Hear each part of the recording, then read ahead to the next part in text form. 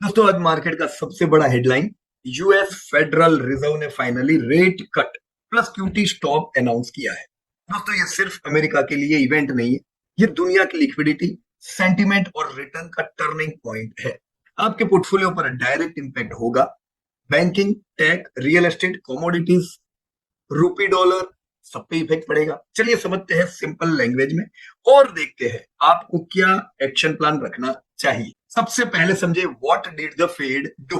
Rate cut किया 25 BPS से, तो नई रेंज 3.75 टू 4% की। क्यूटी स्टॉप क्या है? Balance sheet reduction pause from December. इसका सिंपल मीनिंग यह हुआ दोस्तों कि बोरोइंग सस्ता होगा, liquidity normal, growth support mode on. Fed के सिग्नल बिल्कुल क्लियर है, इन्फ्लेशन हाई है, पर जॉब स्लो डाउन उनके लिए बहुत बड़ा रिस्क है, जिसकी वजह से दोस्तों ये कदम उठाया है। So as you can see, इस प्रकार से कुछ दोस्तों रेट कट ओवरऑल हमने पिछले कुछ समय में देखा है। जैसा भारत में भी 1% कम हुआ, उसी प्रकार से दोस्तों यूएस में भी रेट कम हो रहे हैं। But why this pivot matter, this is more important. Fed पहले फाइट कर रहा था, इन्फ्लेशन ज्यादा है ग्रोथ से, ये बुरी बात। अब फोकस फेड का किधर है? जॉब्स और इकोनॉमिक स्टेबिलिटी पे। रीजन क्यों दोस्तों? क्योंकि हायरिंग स्लो डाउन हो गया है, वेज ग्रोथ कूल हो गए हैं, जीडीपी सॉफ्ट पैचेस पे है और रिसेशन का दोस्तों ये एक रिस्क है। इन्वेस्टमेंट या कैपेक्स दिख रहा है, पर वो कैपेक्स लिमिटेड है टेक्नोलॉजी सेक्टर में, ओवरऑल कैपेक्स इतना स्ट्रॉन्ग नहीं। तो फेड चाहता है controlled landing, soft landing, not hard landing. So इसका दोस्तों फायदा किसको है? विनर कौन हो सकते हैं? जब ये यूएस के रेट कट की बात चल रही है तो ये ज्यादातर यूएस के सेगमेंट के बात हुई दोस्तों। टेक और ग्रोथ क्यों? क्योंकि डिस्काउंट पे रेट है, वैल्यूएशन जो ऑलरेडी उनके हाई है, टेक्नोलॉजी सेगमेंट के उनको सपोर्ट मिलेगा। Real estate and रीट्स, cheaper loan का इनको फायदा होगा।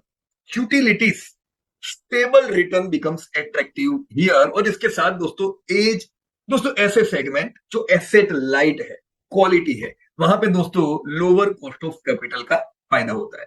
तो इसके साथ दोस्तों हेडविंड किसके सामने है? प्रेशर किधर रहेगा? Bank and NBFC, net interest margin compress होने की वजह से, साइक्लिकल्स को, क्योंकि वहां डिमांड अनसर्टेनिटी है। थर्ड, कॉमोडिटी एक्सपोर्टर के सामने हेडविंड है, डॉलर वीकनेस का रिस्क दोस्तों इधर इंपैक्ट करता है। क्वालिटी प्लस ग्रोथ पे हमें ज्यादा वेटेज देना होगा, हाईली लिवरेज साइक्लिकल से। तो अब आते हैं दोस्तों इंपैक्ट ऑन इंडिया पे। आपके लिए ये पॉइंट सबसे इंपॉर्टेंट है।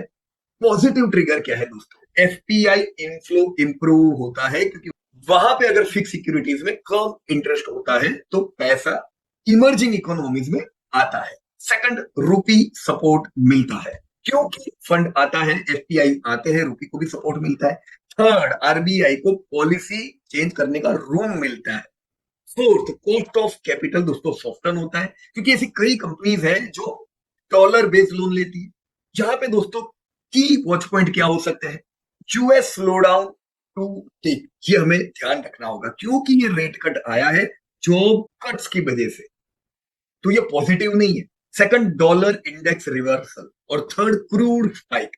ये तीन हमारे वॉच पॉइंट होंगे। फिगर पिक्चर क्या है दोस्तों? इंडिया फंडामेंटल स्टोरी बिल्कुल इंटैक्ट है, दुनिया की सबसे फास्टेस्ट ग्रोइंग इकोनॉमी है, इन्फ्लेशन सेट है, इंटरेस्ट रेट घटते जा रहे हैं, रिफॉर्म अच्छे आ रहे हैं, ये सारी चीज दोस्तों जबरदस्त ग्रोथ दे सकते हैं।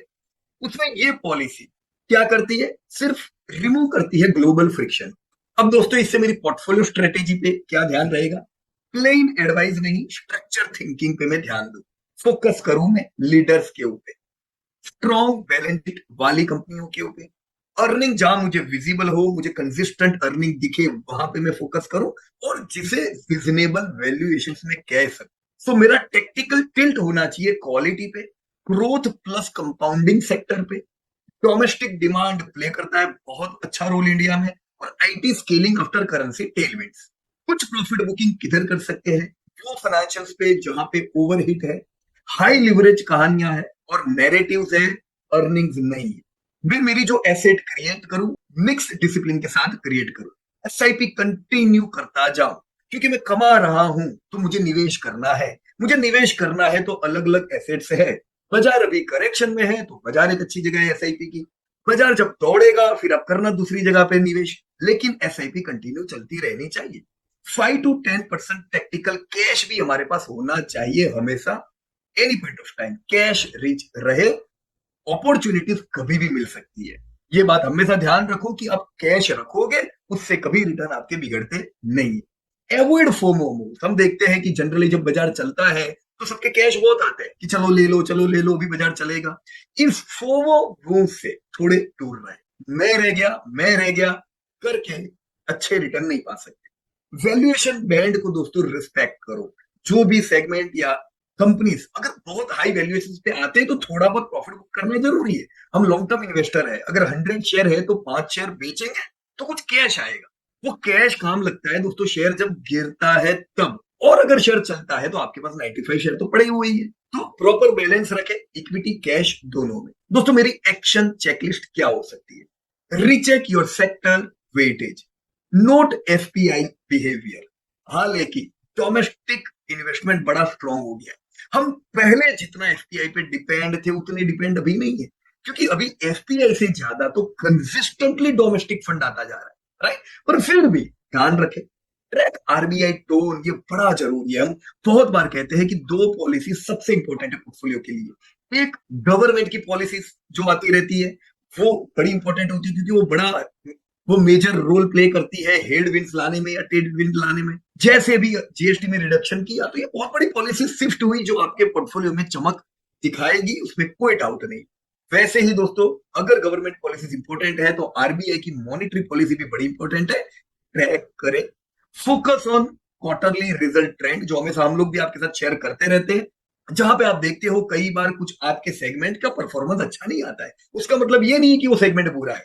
हर एक सेक्टर के सामने कुछ ना कुछ हेडविंड्स आएंगे, कुछ ना कुछ टेलविंड आएंगे। जब टेलविंड आएंगे उस समय आपका सेक्टर दौड़ेगा, हाई पी पे आएगा, आप थोड़ा प्रॉफिट बुक कर सकते हो। वही हाई पी वाला सेक्टर के सामने भी कुछ ना कुछ हेडविंड आएगा, गिरेगा। प्रॉफिट बुकिंग और एडिशन दोनों जरूरी है। आज जिसके सामने हेडविंड्स है वो नहीं चल रहे, क्योंकि उसके पीछे कुछ कारण है शॉर्ट टर्म। तो ये आप लोगों के लिए अपॉर्चुनिटी हुई, राइट। और एसआईपी सबसे बड़ा हथियार है, एसआईपी कंसिस्टेंटली मेंटेन करे। दोस्तों आपने जो इन्वेस्ट किया है, आपका वन टाइम इन्वेस्टमेंट आपको कभी भी वेल्थ क्रिएट नहीं करा सकता है। वेल्थ क्रिएशन के लिए आपकी एसेट्स में आपका कंटिन्यू एडिशन लिमिटेड, पर कंटिन्यू एडिशन जरूरी है। अगर आप कमा रहे हैं, पैसा आ रहा है, तो that should be invested in some of the assets. ये छोटा छोटा पैसा कब बड़ा बन जाता है दोस्तों पता नहीं चलता है।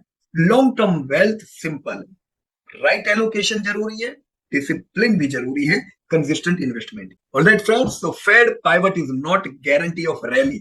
It is a favorable wind for disciplined investors. Main blog जिसमें हमने सारी डिटेल दी है डिस्क्रिप्शन में दिया हुआ है, वहां नंबर, चार्ट, सेक्टर डिटेल आपको मिल सकता है। अगर आपको ये बातें काम लगे, ऐसी लगती है, तो लाइक कीजिए, कमेंट कीजिए और अपने साथी मित्रों के साथ दोस्तों शेयर कीजिए। चैनल सब्सक्राइब करना बिल्कुल न भूलिएगा। आपका वेल्थ जर्नी स्ट्रक्चर्ड होना चाहिए। If you want deeper learning, join upcoming 4-month course which would be started in December. So happy investing. Jai Hind to all.